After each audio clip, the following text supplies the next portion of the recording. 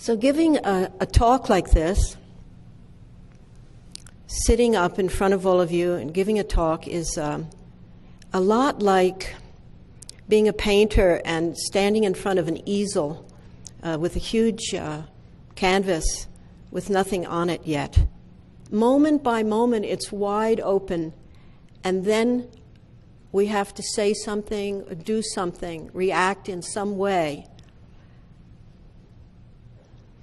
And that begins with something small, just one word, one dot, and then from that minute beginning, it expands.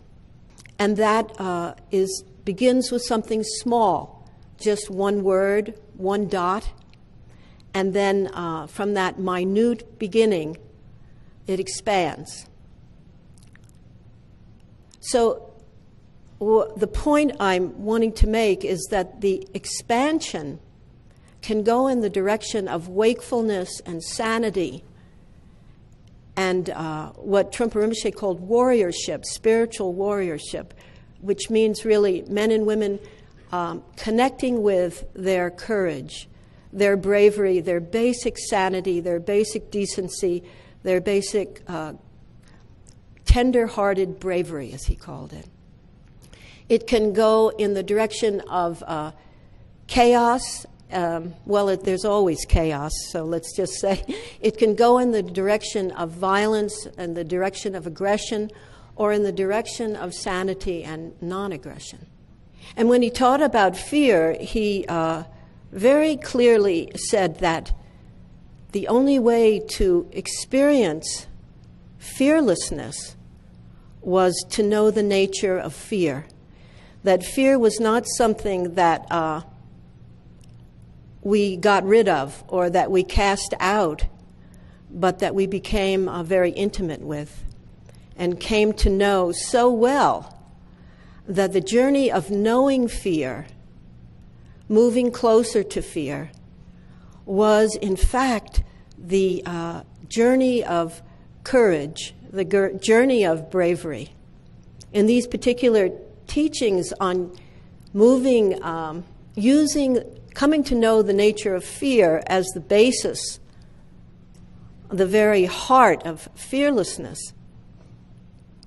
In these teachings, what is said is that without it being heightened, then it just drives you, it haunts you all the time.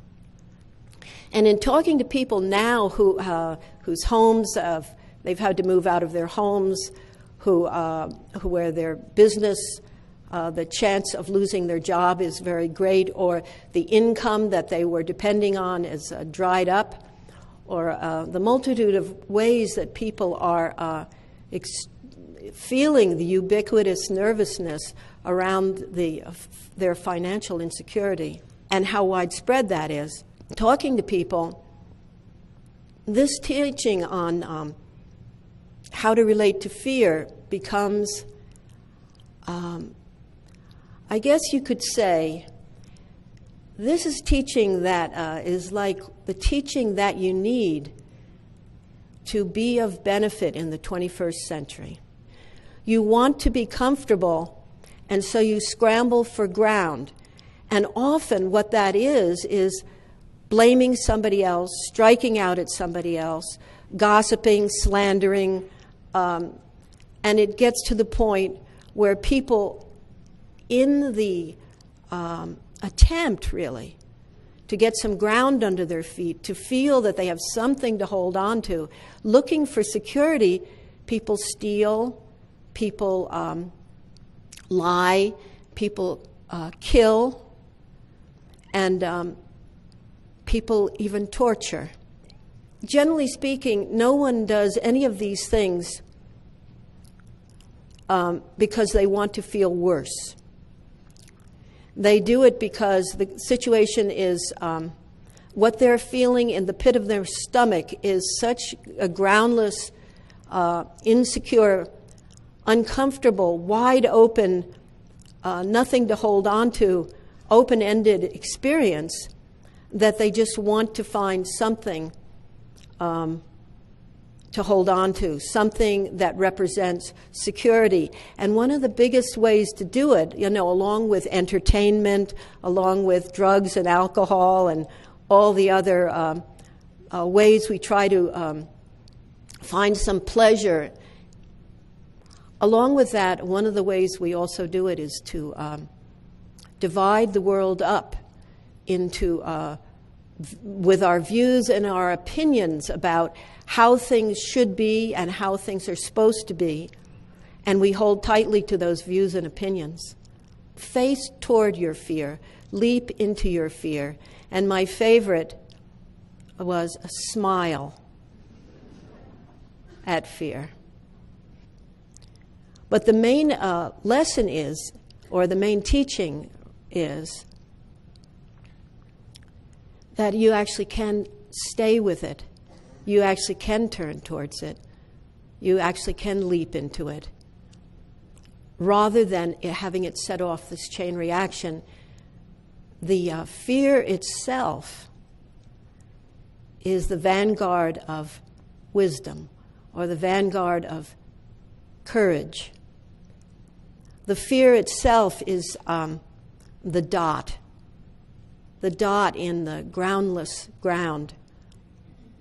Something arises as fear, and then what happens next? Does it go in the direction of aggression and striking out against yourself or others, or does it go in the direction of confidence, the direction of gentleness, the direction of courage and tender-hearted bravery? But the teachings are more about being present, being open, simply being open to not just the comfortable, secure, pleasurable parts of life. We want to be open and available for that, definitely. But the whole parts of ourselves and of the world that are uncomfortable and unpleasant, being open and receptive to that. So I've always needed myself to have some real clear instructions about what to do.